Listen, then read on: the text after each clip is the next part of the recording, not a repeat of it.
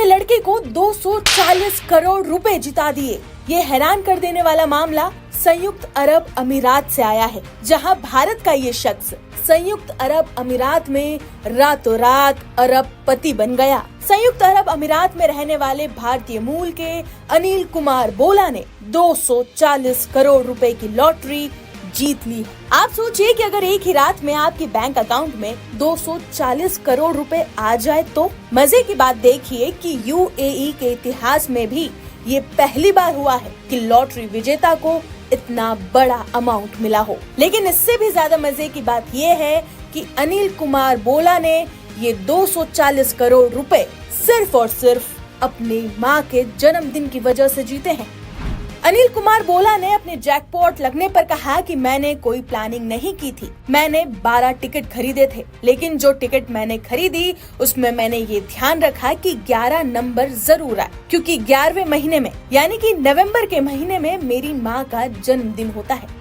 बता दें कि अनिल कुमार बोला भारत के केरला से है और बीते कुछ सालों से यूएई में रह रहे हैं। 1200 रुपए का टिकट खरीदकर 240 करोड़ रुपए की लॉटरी। आखिर कैसे काम करता है लॉटरी का ये पूरा सिस्टम, और क्या भारत में रहकर लॉटरी खरीद सकते हैं? आइए जानते हैं। अगर कोई भारतीय विदेशी लॉटरी जीतता है तो भारतीय टैक्स सिस्टम के मुताबिक उसकी इनाम के रकम से करीब 35% टैक्स काट दिया जाता है। अगर अनिल की लॉटरी भारत में रहते हुए लगती तो उन्हें 240 करोड़ रुपए जीतने पर 86 करोड़ से ज्यादा का टैक्स देना पड़ता और फिर करीब 154 करोड़ रुपए अनिल के पास बचते। वहीं दूसरी तरफ यूएई में रह रहे एनआरआई पर कोई टैक्स नहीं लगता।